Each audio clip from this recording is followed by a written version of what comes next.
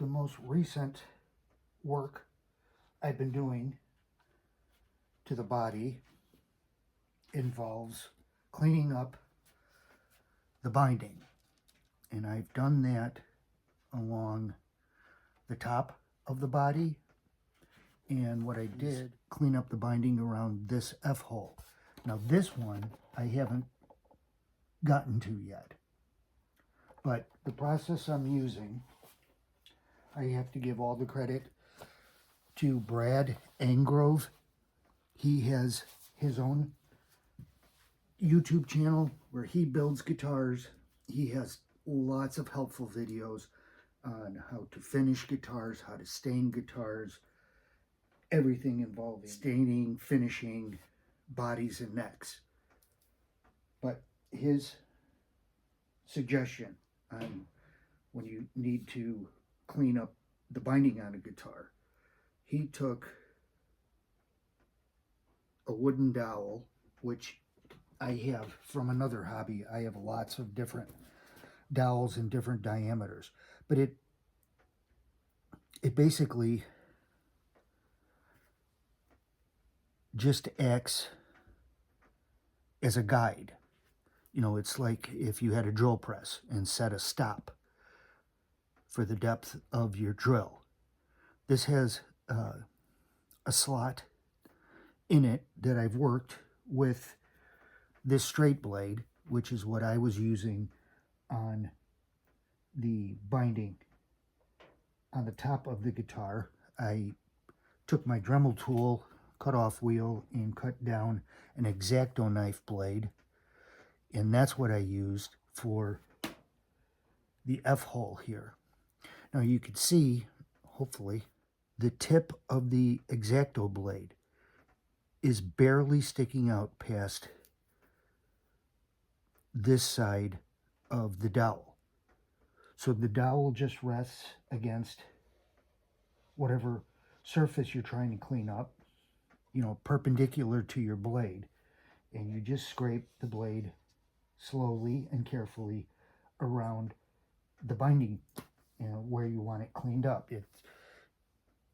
You just set it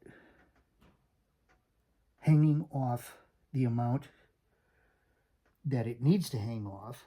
Like, you know, at first, I think I mentioned in a previous video, the binding on the top here, I indicated that it was such a narrow strip, I wasn't concerned with cleaning it up. I just wanted to do the sides, top and bottom sides of the binding. But I went ahead and gave it a shot, and I'm glad I did, because that cleaned up binding just makes the body just pop all the more, in my opinion. So I'm going to, you know, I used the same dowel with the straight razor, and I actually put a black Sharpie mark. That's where the dowel should be, the blade should be sticking out to that mark. That's where I have it for doing the thicker, wider, I should say, binding around here. And then I just pull it back and let it hang out the amount it needs to clean up the top. So I'm going to get back to doing, I've only done the top, I haven't done the bottom. I will get to that and this other F-hole, and then check back in.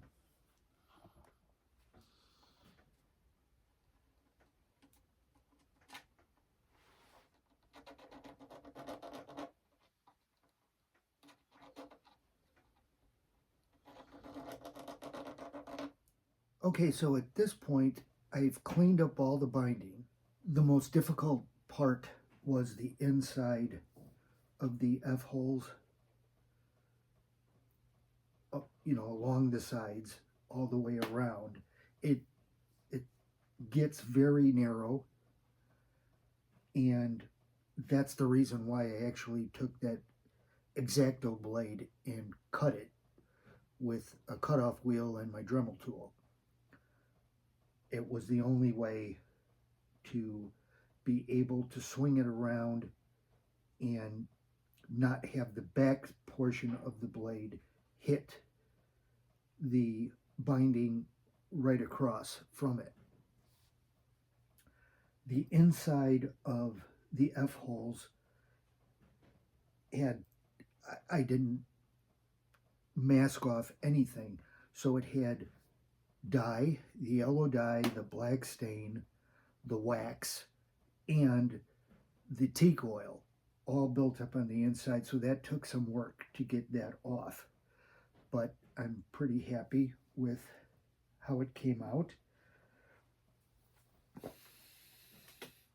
Every time I come down here, I become more and more liking of the color. So at this point, you do have to let the teak oil cure, which can take up to about a week. So that will have to happen before I can start clear coating it, but that's where I'm at. I want to, from this point on, I'm going to refer to this guitar as Dirty Yeller. That's what the top of the body reminds me